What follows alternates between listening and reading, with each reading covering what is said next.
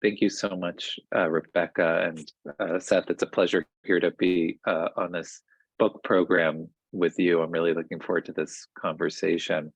Um, so first of all, I'm delighted to have this book, Speaking Yiddish to Chickens, which is really a wonderful work of history on Holocaust survivors on South Jersey poultry farms. But the title itself, Speaking Yiddish to Chickens, also suggests something, humorous, but also unexpected about this history that you've uncovered. So why don't we start right there with this sort of unexpected aspect of this history that, we have about 140,000 Holocaust survivors who end up settling in the United States in the first decade after the Second World War, but only about 1,000 of them become chicken farmers in South Jersey. So tell us how this happened. How do we explain this historical phenomenon of accidental farmers who end up speaking Yiddish to chickens? Sure. Well, thank you so much for moderating or in participating in the conversation. The story, it's really part of the broader story of American Jewish agriculture that goes back to the 1880s when some idealistic Russian Jews tried to form farming colonies. Most of those flamed out, mosquitoes, floods, famine. But the ones that did the best were in South Jersey. So that was sort of the origins in that area. The help of the Jewish Agricultural Society, which was a philanthropy, helped those colonies, and later they continued to help individual farmers, and they helped refugees from Austria and Germany who came in the 30s, in the late 30s, and again, the survivors, mostly Eastern European, who came after the war. So that was South Jersey was at the time, the farmland there was cheaper than in other places where Jewish farmers settled in the Catskills and the Berkshires and central New Jersey. And so that's where the opportunity lie. I could speak just for a moment to the title. The notion of speaking Yiddish to chickens, as you alluded to, is that so many of the survivor farmers in their oral history interviews joked about part of the appeal of becoming a poultry farmer was that the chickens didn't care if you spoke Yiddish to them. And they were joking, and they were not, because most of these survivors came, they knew very little English when they arrived in the United States, if any English. They had lost whatever they had, not only their family, but their livelihoods. They came with very little capital or money. And the prospect of farming, to be your own boss, to have your own 10 acres of land after years of captivity and confinement, it was a real appealing prospect. The reality, as we can talk about, was different, but it was certainly an appealing prospect at the outset. Yeah, it's interesting as you note. I mean, there is a long history of Jewish farming that this fits its way into, and there's there's attempts over the course of the 19th to the beginning of the 20th century to encourage Jewish immigrants to the United States, in particular, to get out of New York City and move to farms. For example, in Connecticut, where I teach at the University of Connecticut, there are also farms and efforts by the Baron de Hirsch and others to encourage Jewish farmers to move out, and same thing to South Jersey. And yet, it is a small minority that end up sort of making this choice. So you just alluded to some of the reasons that some survivors might have made this choice to do it, but what sort of elements were there in place to help them succeed in this endeavor? Well, they were helped, as I said, by the Jewish Agricultural Society, which had, over the course of the early 1900s, shifted from trying to support colonies, which just didn't prove self-sustaining, to helping individual families settle on their own farms. They tended to cluster in communities, whether in Connecticut or Jersey, and they would offer a second mortgage sort of as a guarantor. It wasn't a direct loan, but it was a way to make the farm purchase affordable. And so that was sort of the institutional support they had. And there was an ambivalence even among the Jewish agricultural societies. You look at the notes from their board meetings, they were ambivalent about whether these survivors, who had very few had actual farming experience, whether this was the best approach. But as was the case in the 30s during the Depression, when they viewed it as a real good way to keep Jewish immigrants out of the cities and be blamed for taking other Americans' jobs. In the post-war period, too, it was viewed as a way to help people who didn't have a lot of good options. And so coupled with that was sort of the pre-existing, this robust Jewish community in South Jersey, and was really unique in rural America. And we could talk about that. That sort of proved, made them, had institutions like synagogues and kosher delis and butcher shops and Jewish groups that made the survivors feel comfortable, even if they didn't necessarily feel welcome at first. They at least there were elements that it felt familiar in a way that other places outside of New York or big cities didn't in the late 40s and early 50s. I do want to come back to this point about the interaction between the survivors and the existing sort of American Jewish community and the way in that that worked or didn't work in certain cases. But before we even get to that, I'm just curious your personal connection to this story. You know, it was noted in the introduction, and you write about it in the book about your grandparents and you know, your family connection. But tell us a little bit more about what drove you to write this book, and also how you conducted the research to tell this story. Yeah, my grandparents settled initially with another family on a farm in December 47, only a few months after arriving in the US. And my mother was just about a year and a half at the time. And that's where they stayed until my mother graduated high school. So they were there for about 17, 18 years.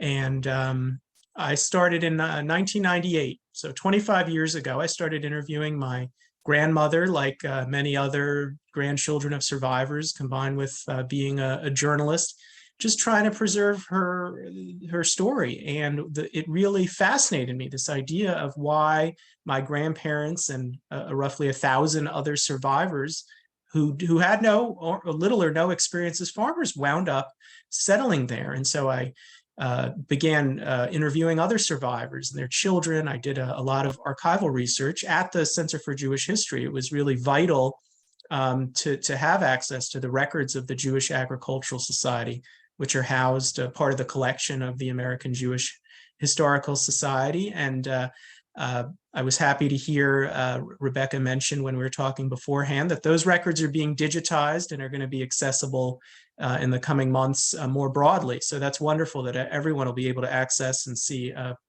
if you have a connection to Jewish agriculture's past, to find out about that.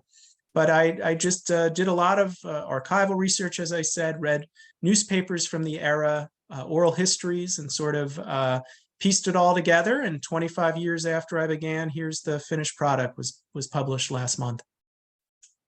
Excellent.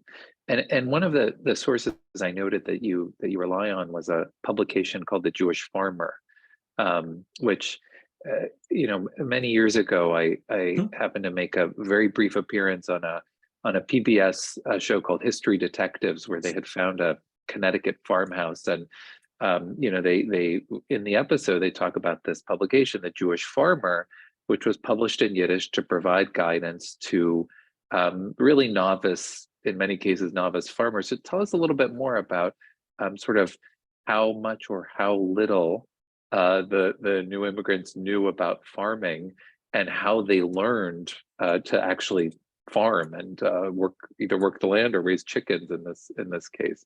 Most of them knew very little, and they often tried, in the case of my grandparents, try to convince the Jewish Agricultural Society that they had experience, which they didn't actually have. They were very much, it was learning as you go. In my grandparents' case, they were some of the first survivors to arrive. The family that used to own the farm and a family across the street helped some. There was, as you said, the Jewish Farmer, which was this bilingual monthly magazine published by the Jewish Agricultural Society dating back to the 1910s, I believe, and it would offer advice. They used to have training farms earlier before the war. Those shifted focus during World War II, and so there wasn't a formal mechanism. They later had a local agent based in Vineland who would help the farmers, but it was very much trial and error, and there was plenty of error. People would feed the wrong size spoon and poison a whole flock from vaccines, or clean the eggs with hot water and wind up boiling them. So there was a lot of that trial and error. And as the community grew, it was helping each other. But it just wasn't easy. Whatever their expectations of an idyllic country life might have been, chicken farming, like all farming, is just hard work. You have to get up early in the morning to make sure the water didn't freeze, and the chickens have to eat 7 days a week, and they don't care about your holidays or your desire for a vacation. They were nasty. They peck each other to death. They would get scared easily and smother each other in the corner of a coop if the air raid siren went off in Cold War era New Jersey, and they got sick, and you were sort of at the whims of the market and what commodity traders set as the price. And then just wild animals, wild dogs might come and snatch hundreds of chickens before you knew it. So it was a hard life, manual labor, the big feed bags that you had to drag to the coops, and it was tough.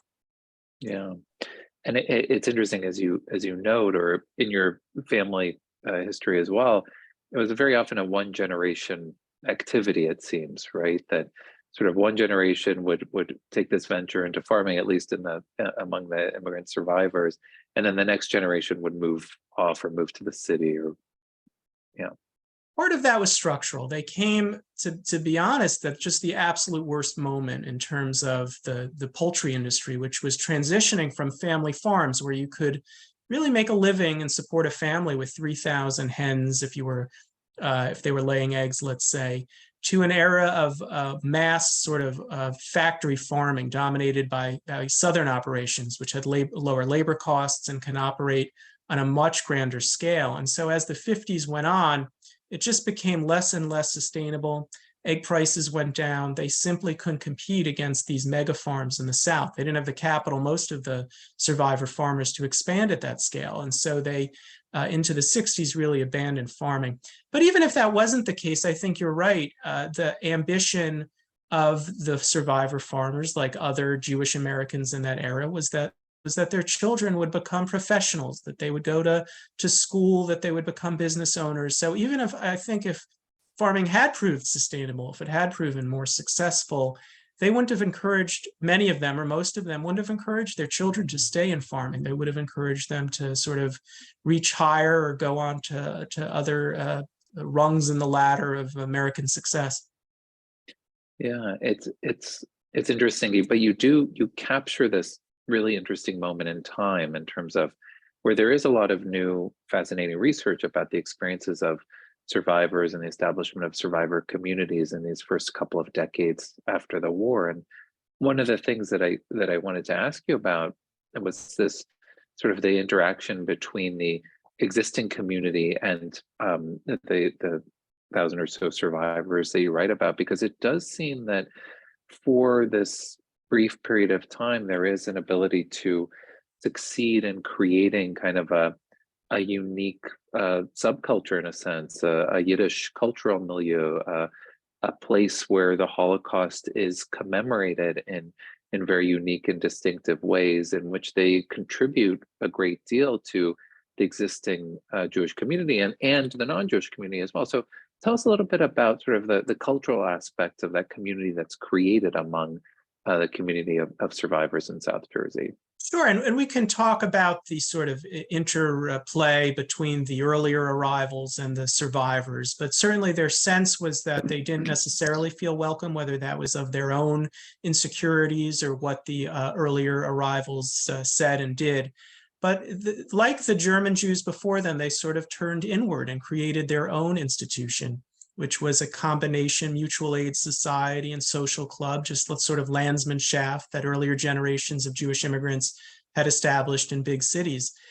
They first called it their Farband, which was a Yiddish for association, and then it became the more Americanized Jewish Poultry Farmers Association. And they hosted Passover dances and New Year's Eve parties and Purim and Hanukkah parties for the kids. And they invited Yiddish performers, sort of the stars of the Eastern European Yiddish stage, who scattered just like all the other survivors and performed wherever survivors settled. And so you had Yiddish poets and playwrights and comedians and singers and journalists from the Forward would come down and perform before standing room only crowds in Vineland's public schools, which were the only venues that could host hundreds of people.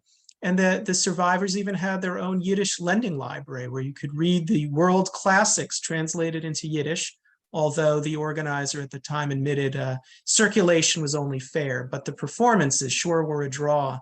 And they really built, and I try to show that. It was such a unique community, particularly in the 50s. Jews were always in rural America. I don't want to make it sound like that aspect was unique, but certainly by the late 40s and into the 50s, most rural Jewish communities had begun to shrink. Like elsewhere in rural America, the rural Jews were moving to cities, or the Jews of cities were moving to suburbs. But because of this influx of survivors, Vineland's Jewish community and the greater community I talk about in South Jersey continued to grow into the 50s and was so robust. And so that's what made it really unique at that moment in time, and something I try to capture.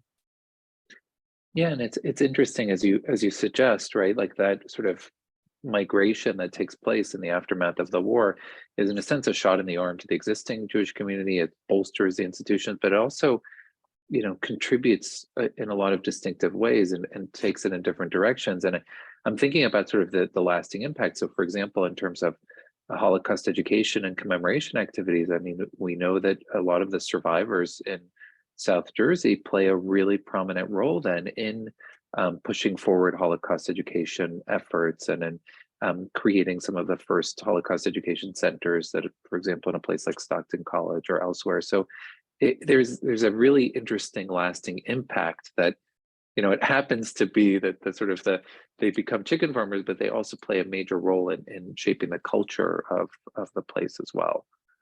You see that at the local level. I think there was the commemoration. We just finished Yom HaShoah and the commemoration of the Warsaw Ghetto Uprising. And that in Vineland was the venue where for commemorations starting in the early 50s. And the community came together. First, the survivors had their own, and then the entire community, as was the case elsewhere, would have these commemorations that drew hundreds of people. And so that was the beginning of that commemorations, the 50s, that continue today in the local community. And they, as you say, members of the community, both Jewish and non-Jewish. Vineland High School there had some of the first Holocaust education classes of any public school in the country, and beyond. So that's definitely part of the legacy there. And I'm noting, and I just want to remind folks that if they do have questions, they can feel free to type them into the Q&A, and in a few minutes we'll turn to audience questions, but please feel free to use the Q&A function to ask those questions. So one of as was mentioned in the introduction, I happened to, when I worked at the Holocaust Museum in Washington, I was the first Miles Lerman Applied Research Scholar for Jewish Life and Culture, which was a newly created position at the museum, and I had the honor of meeting Miles Lerman and was part of an effort to encourage research and scholarship using Jewish sources that were Jewish source material at the Holocaust Museum. And I know in Miles and the Lerman family is one aspect of what you write about in the book. You also spend quite a bit of time with your own family, of course. But I'm curious if you could talk a little bit about sort of, we have these examples of very successful, prominent survivor families, but then I think like Miles Lerman, who is remarkably successful and accomplishes a lot and is a driving force in the creation of the Holocaust Museum and in general, and Holocaust commemoration in the United States and in Israel as well. But as you suggest, right, that the survivor community was a very distinctive community. It was a very diverse community. So tell us a little bit more about what you learned through your research about sort of the diverse nature of the survivor community and how they managed, that in terms of creating this survivor community. That was something important that as I went through my research and in speaking to people and reading oral histories, is that perhaps there's a tendency to maybe think about survivors as a monolith, whether it's all they were damaged and ruined when they came to the United States, and they couldn't overcome the trauma, or that they were all a story of triumph over horrors. And I think it's really a mosaic, and you see such variation in how they coped with the trauma that they experienced, the variation in their religious observance when they came here, how much material success they had. You mentioned Miles Lerman, who came on the same ship as my grandparents, the Marine Perch, in 1947, and followed my family and the family that they shared a farm with, because they had all met back in Europe. The word of mouth network that explains why a lot of the survivors wound up in these farms extended from the family that the Liverants, who my family shared a farm with, to the Lermans, and that's why the Lermans settled in Vineland, and Miles Lerman later left poultry farming, as so many others did, and became very successful in oil and real estate. And so he is an example of great success. So there is this variation, and I try to capture that we shouldn't think of the survivors as a monolith in really any regard. And we could talk about what explains the variation in success, and how much of it was just plain luck, and how much of it was sort of resilience, and or just something, a mix of both. So to follow up on that last point, I mean, do you attribute any one particular thing to sort of success, or a lot of people had very hard times? Some of it was just economic factors beyond one individual's control, and chicken farming and the price of the eggs, right, which were things that were large industrial farms. But you seem to also be suggesting that that there were certain traits of resilience, of a willingness to have the ability to pick up and start all over again, an ability to take risks, right? If I've lost so much, I'm what is it to pick up and start again, right? Were there certain traits that you did find to be common to the survivors, despite the diversity that you talk about? This is something I talked with a lot of the survivors' children about, but it's also something William Helmreich, I believe is his name, in Against All Odds, which was a survey.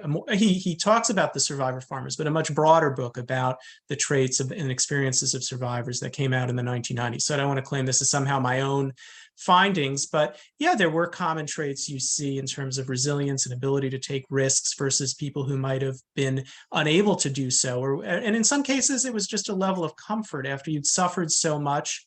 Yeah, you weren't doing necessarily so well materially, but you were comfortable. You were amongst your own. You had not necessarily a great economic life, but you liked your life in Vineland. And even if that meant in some cases having to eat eggs 3 times a day because you couldn't afford other food, some people didn't move forward. Some people, there was just a sense of optimism that things are going to turn a corner.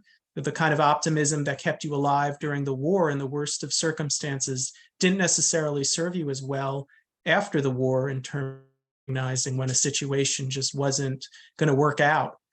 So there's a lot of explanations. And then there are people, I cite one of my grandparents' neighbors who had the foresight to get out early and went into another business related to poultry, and is driving in Vineland one day in the early 60s, and a teenage driver just misreads the intersection and slams into his car, and he's ejected and killed. And it just made me think a lot about luck, and these people who were in many senses, they were lucky that they survived, although they'd lost so much.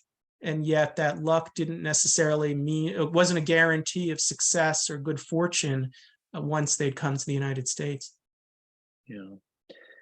And I get the sense, and I see there's a number of questions that have come in the Q&A, so I do want to turn to those in a moment. But I do get the sense that there is a warm spot for a nostalgia, a memory of the community that is created in Vineland. I think I mentioned to you that my wife's family, the Einsteins, were also traced their roots, part of the family, to Vineland, and there is sort of a warm sense of connection to that time and place, even for those who moved to Philadelphia, moved to New York, moved to other places. Is that what you found in terms of talking about South Jersey and Vineland? There too, I would say there was variation. Some people in oral histories, they hated every minute there. They'd grown up in big cities. This was a sort of a come down in their station, and having, peasants raise chickens. So for some, they hated it. They couldn't wait to get out. And others had very warm memories. And that's in the case of my grandmother. Despite the hard times, being surrounded by survivors, they had their own patch of beach along a local river. One son of survivors called their Riviera.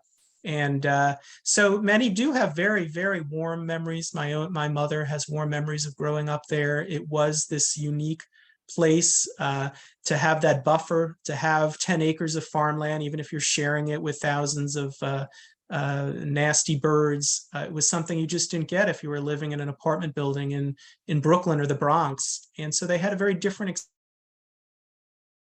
them do recall it very warmly. All right, I'm going to try to turn to as many of these. We've got some wonderful questions coming into the Q&A, and I think we have about 30 minutes, left to try to get to as many questions as we can. So I'm going to try to turn to the questions that have come in. One question that comes from Natalie, and I'm just doing from the Q&A. I know there's also questions coming in the chat as well, but one question that comes from Natalie writes, I grew up in Bridgeton. My father's family was part of the original Avinoam settlement at Garden Road, which is interesting too. You reference sort of the original agricultural efforts. And Natalie mentions the Avinoam group were from Russia, Western Pale. The Russian refugees did not really mix with the later German refugees. And she's asking about, were you aware of this division? And can you talk about some of those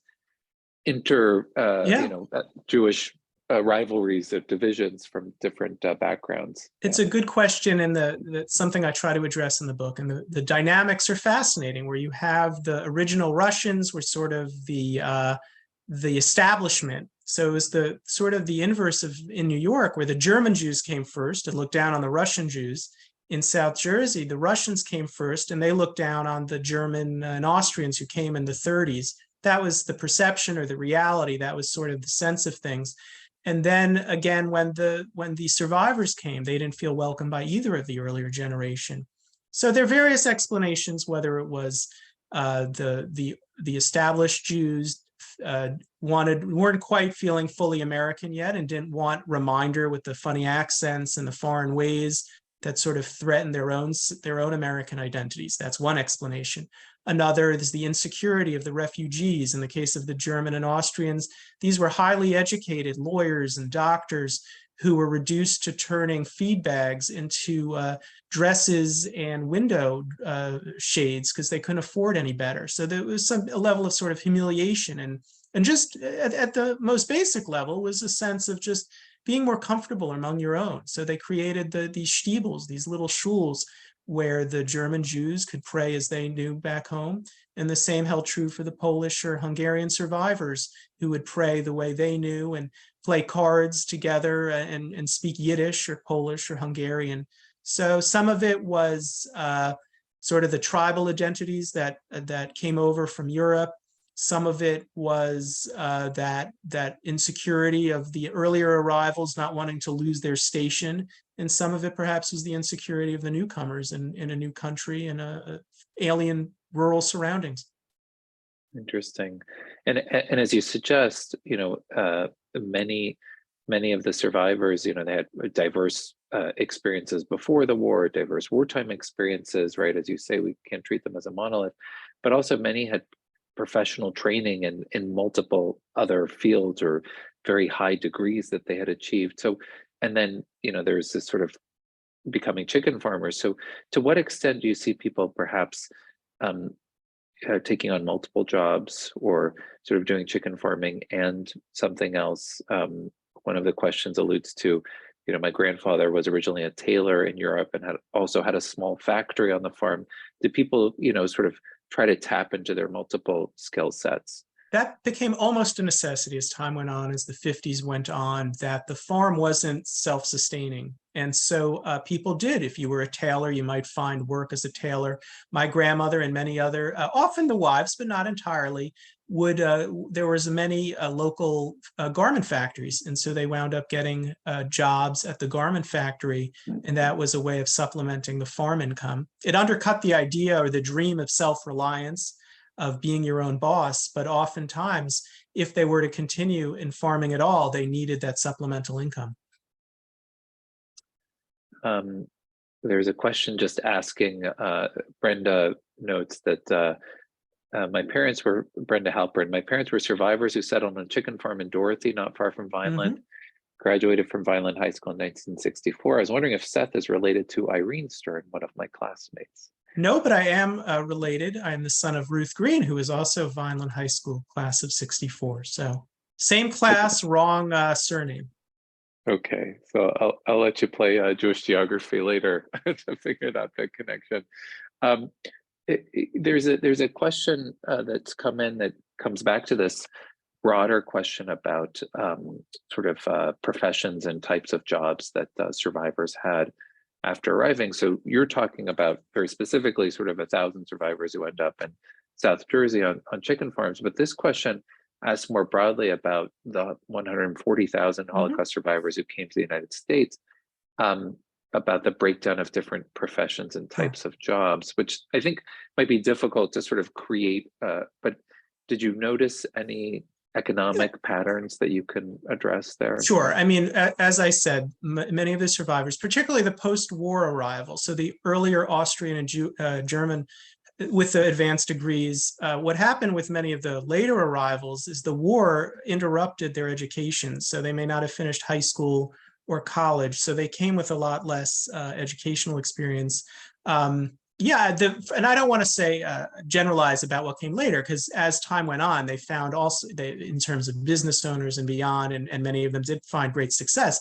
But initially, the first jobs, the options weren't great. They came at a time of a housing shortage, a post-war demobilization, where millions of men were re-entering the workforce, and the women who had been in factories were leaving or being forced out. And so it was laborer, a factory worker. And that's why, again, farming didn't seem like a terribly bad option compared to what the other opportunities were.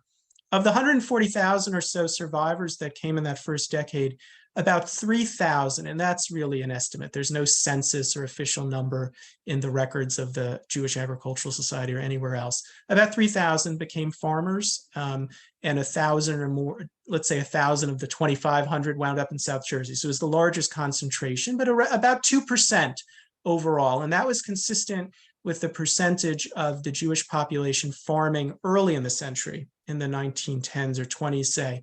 But in the post-war era, if you look at the 50s, the census data, the percentage of Jews overall farming was like 0.02%. It was a tiny, tiny percentage.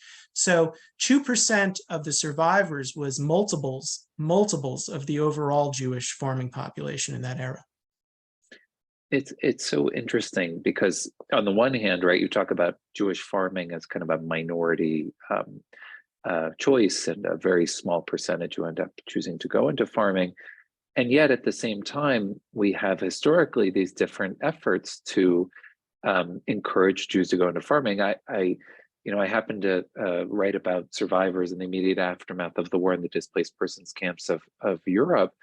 And there, for sure, Zionist youth movements were very much engaged in an effort to encourage young survivors to join kibbutzim, which were created in post-war Germany to prepare them for their future lives in the land of Israel, where they could then become successful farmers on kibbutzim. So, there is this component, certainly in Zionism, of return to the land. I don't know if this is something you came across. There's a question from Devorah about Kibbutz Hachshara in Hightstown, New Jersey. Was there a relationship there between? So, tell us about, is there anything in terms of the Zionism and connecting to kibbutzim in Israel? Yeah. Well, there was certainly the survivor farmers felt a strong tie to Israel. Well, when many of them arrived, it wasn't quite yet Israel, but the notion of a Jewish state and agriculture was a way of connecting with them. They raised farms to buy tractors or incubators. I mean, it was a way that they sort of connected with farmers in Israel. The better sort of parallel, which some survivors themselves drew at the time, was the Moshavim, which was the kibbutzim were more collective.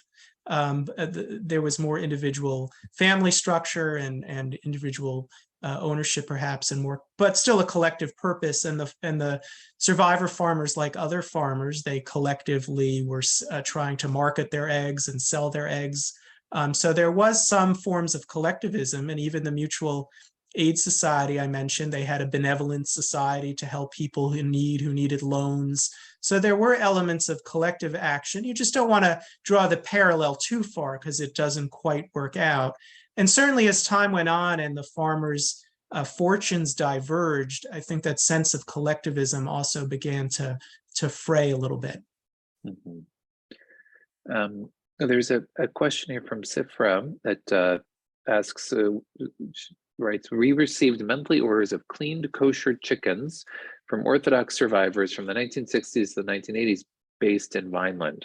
What happened to that group and the institutions that they established? And I think there was another question that also asked about kashrut more generally. So can you tell us, I mean, I know that there's a disconnect because if you're cultivating chickens for eggs, you want to keep those chickens alive. So tell us a little bit about sort of shechita for those who want to use the chickens for kosher slaughter, and then sort of kashrut when it comes to the eggs in general. Yeah. You had kosher butcher shops, as I mentioned, in Vineland, 2 or 3 at a time. So there was certainly an opportunity if you wanted kosher meat that was an option.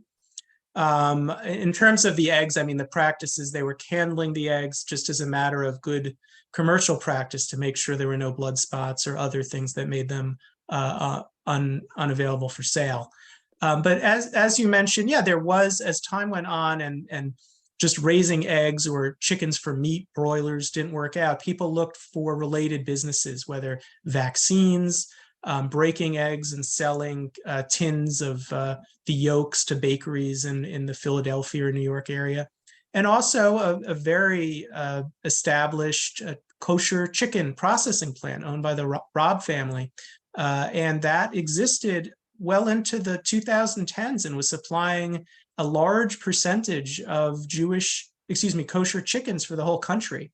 So that was one of the last elements of the Jewish poultry presence in Vineland, and that lasted up until the 2010s, I believe.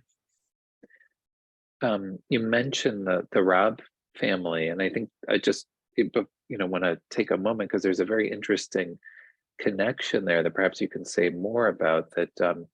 I know Esther was one of the few survivors from Sobibor, just period, from the Sobibor extermination camp. Can you tell us a little bit more about sort of her role in pursuit of post-war justice, which I think is a really interesting story, and she connects to this story that you tell in the book. The personal connection is she was a member of my grandmother's poker night. This was sort of one of the key elements of the survivors' social lives. The men and the women, usually almost always separately, had these card games. In my family's case, it was poker, and they would rotate among the farmhouses, and the wives. My grandmother would bake cheesecakes or pies, depending on the season, and they would talk and gossip and play cards. And it varied. Some wanted to talk about the war. My grandmother didn't. And maybe there was some self-selection. You picked a card game based on how much or how little you wanted to talk about the war while playing cards. But yeah, Mrs. Robb was one, as you said, one of the few survivors of Sobibor. She testified at a couple post-war trials in the 50s.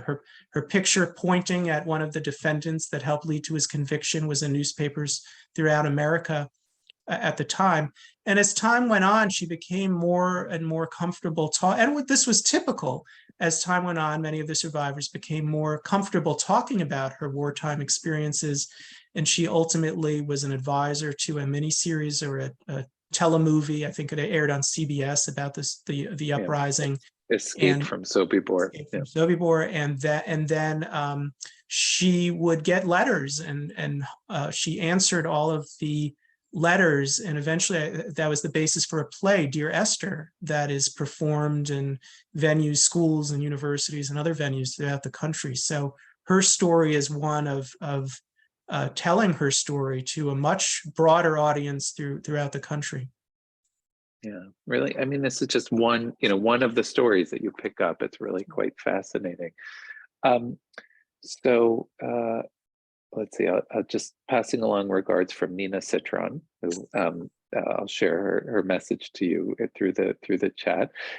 There's a questions here from. I'll connect two questions, one from Anne and one from Myrna.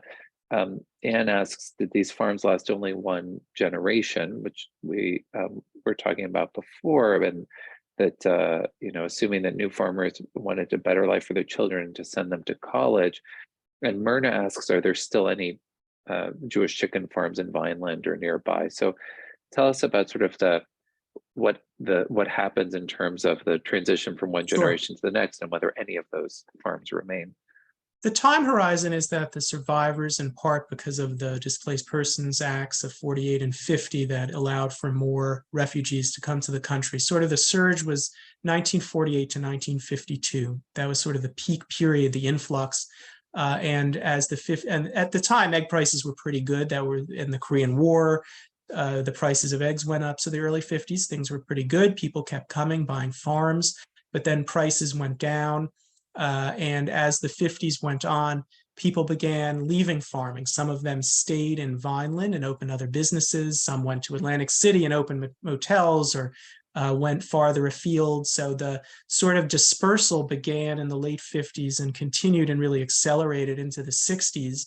And by the late 60s, there was very few Jewish farmers left. There were a few, and by the early 70s, the Jewish Agricultural Society disbanded. The Baron de Hirsch Fund basically shut it down. There were no more Jewish would-be farmers seeking loans. The period of mass Jewish immigration, at least until later Russian Jewish immigration, there just weren't anyone interested in buying farms at the time, and so it essentially shut down.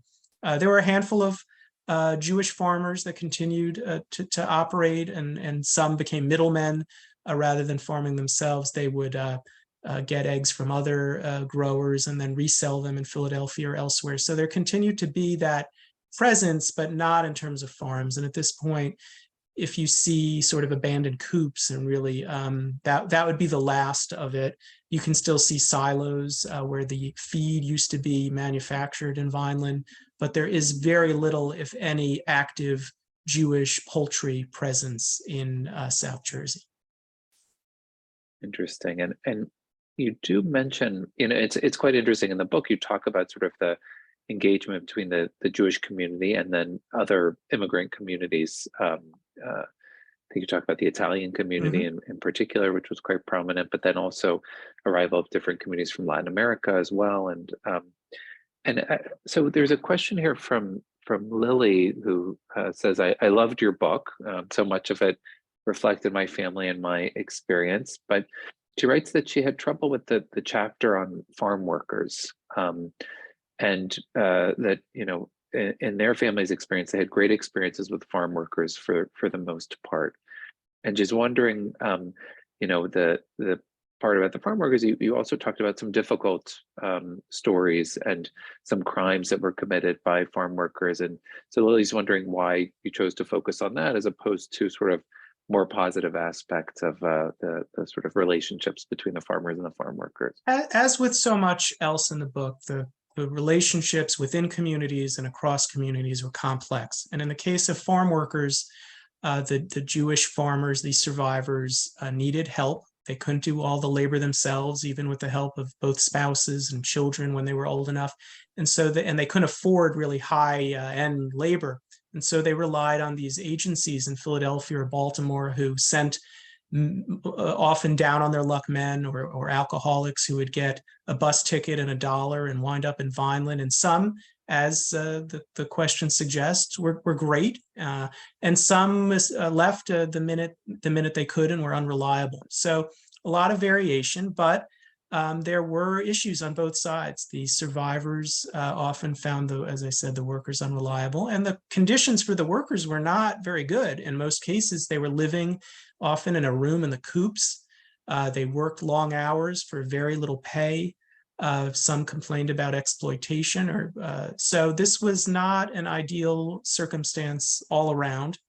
And then you add on the racial and ethnic dimension. A lot of the laborers were Black men. A lot of the survivors had no experience dealing with people of other races. And so it was a complex relationship, and I tried to capture it in its complexity. And certainly, I think sometimes the relationships were very good and lasted many years, and sometimes it wasn't. Hillary asked the question about just how did the survivors find out about, let's say the boat lands in New York. And you write about this in the book, but the struggles and sort of in many cases, the dire financial straits that survivors will find themselves in pretty soon after arrival, even if they've been guaranteed by a family member, or they've been supported by the Service for New Americans. But tell us a little bit about how they find out about this possibility, and then could anyone make the choice to become a chicken farmer? Was there a process? How did you pass the test to be able to go out there? How did this work? Sure. Well, if I can make another plug for the resources of the Center for Jewish History, in my family's case, I found out because the United Service for New Americans, the agency that assisted my family, I was able to get the case files. The caseworkers took copious notes in their interactions with my family and detailed exactly how my family went about trying to get a farm. In their case, it was a Yiddish newspaper ad or article. My grandfather saw a reference to it, and so he went to the USNA and the Jewish Agricultural Society and asked for help. They had a vetting process. I wouldn't call it a terribly rigorous one at the time, despite their own ambivalence about whether this was a great idea to settle people without farming experience. They tended in most cases to offer assistance, unless it was they had zero resources, it was a couple that was older and just wasn't going to be able to be farmers. But the cutoff, they weren't doing a lot of vetting, to be honest, despite their own misgivings. So if you came to them, I think 90% of the applicants in 1 year was getting approved. So this wasn't getting into the Ivy League.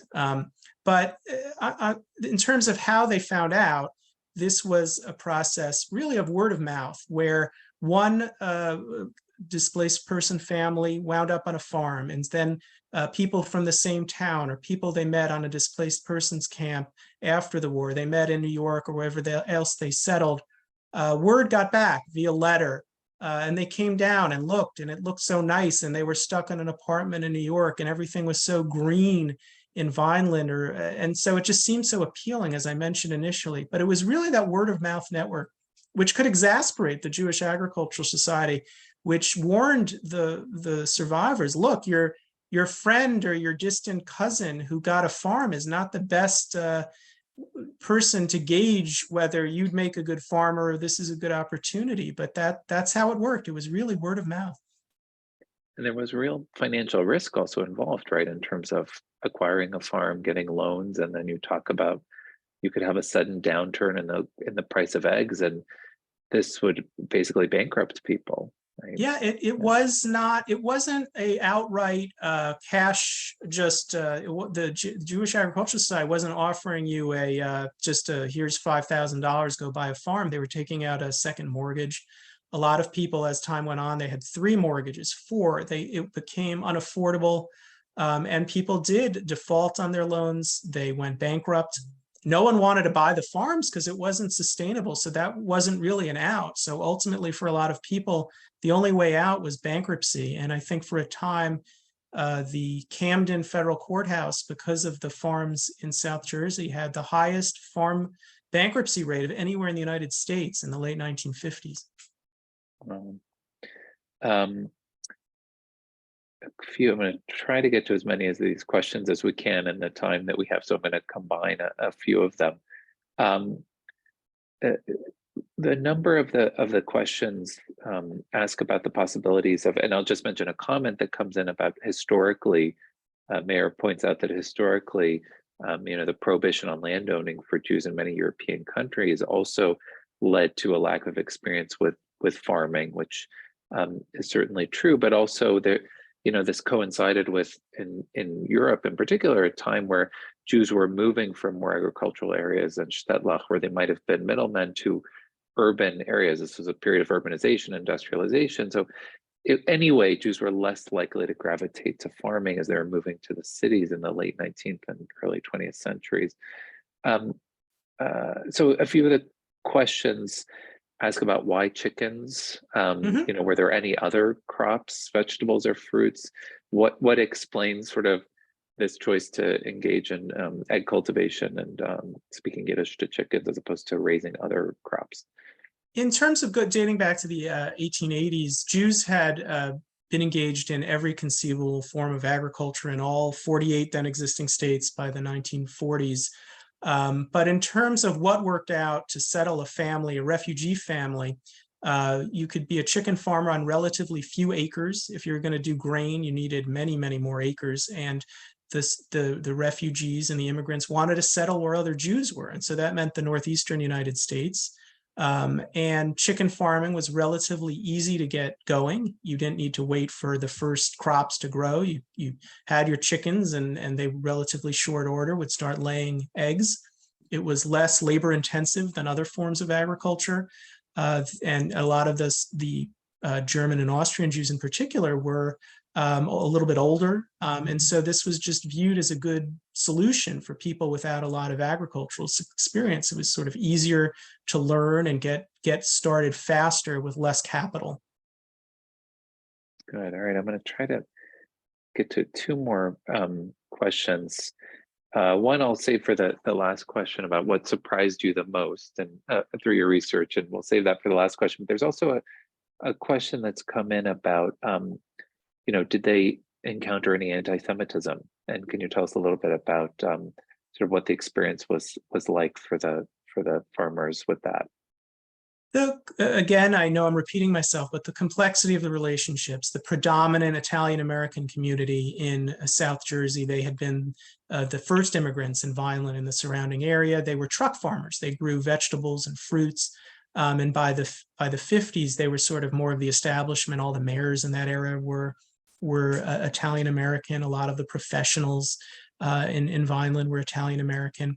And the Jewish, the refugees and their children in oral histories and interviews I did with their children, there were instances of anti-Semitism on schoolyard taunts, swastikas being drawn on coops or dead cats thrown over fences. But there were also incidents of great warmth and support from Italian Americans who showed such compassion in how they dealt with the survivors and helped them, whether it was help them to drive so that they could get their animals koshered and slaughtered in a kosher manner, or just telling their children to be compassionate. One of the Italian-American children went home. He was a newspaper delivery boy at the time, and he said to his father, "Why are they so secretive? They look out of their shades and sort of close it and don't want to deal with me." And the Italian-American father, who was a truck farmer and bought fertilizer, the waste to help grow his crops, said to his son, look at what these people have survived. Look what they've had to deal with.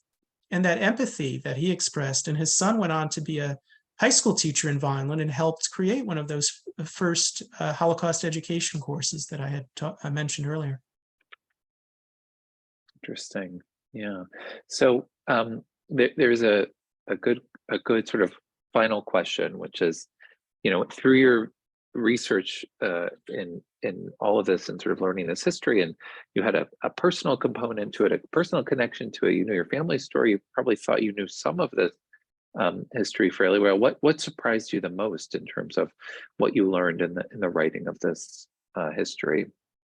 The question of this didn't work out as a business, and it didn't work out, and whether the Jewish Agricultural Society sort of knew that this wasn't working or just couldn't recognize it because they were so wedded to the idea of, or the vision of Jewish agriculture. But was this community, were these survivors and their children, were they worse off for being part of this endeavor that proved unsuccessful? And I really, the conclusion I come to, I didn't study it, I can't offer a empirical results, but I don't think they were worse off. I don't think, if you look at the trajectory of the survivors and what they did after they left farming, whether they stayed in South Jersey or moved far beyond, or their children and their trajectory, and you look at, so many of them have been successful in professions and business and academia. So I don't think they're any worse for the wear because they went to the Jewish day school in Vineland, or Vineland High School, rather than had the opportunity to go to Stuyvesant or whatever it may have been in New York. So that's something that I do find sort of interesting, that even if you view the experiment at one level as a failure, as a purely economic measure, it was successful, and many of them, as I said, look back on it very fondly, and the sense of community they had there. Excellent. There's, as you can see, I think you've really touched a nerve. There's so many fascinating questions that have come in. Many people are really interested in this history. Some people have personal connections to it. Some people want to know about connections to farms that might have existed in Central Jersey and North Sure. Jersey. We have questions about other places, farms in the Berkshires as well. So there's really many aspects of this, and I think you'll be able to get a copy of the chat from the Zoom, where many people have shared interesting anecdotes and interesting connections and personal regards. So hopefully you'll be able to see all of those that have come through in the chat. Well, if I could just thank everyone for attending. If you want to reach out, feel free, yiddishtochickens@gmail.com. And I have a Facebook page where I've tried to post lots of images and other things people have shared that couldn't be in the book, which is facebook.com/yiddishtochickens. So feel free to reach out either place. And again, I just really appreciate everyone coming today and listening and posing such good questions. Great. So once again, if we didn't get to your question, or you want to contact Seth directly with additional questions, it's yiddishtochickens@gmail.com, or the Facebook page for Yiddish to Chickens. And this is the book, Speaking Yiddish to Chickens. It's really a wonderful history. So thank you again, Seth, for sharing this with us. Thank you to the American Jewish Historical Society for hosting us. Thank you to the Center for Jewish History for your being a treasure trove of historical documentation and research. And thank you, Seth, for writing this history and telling this story. Thank you, everyone, for being here.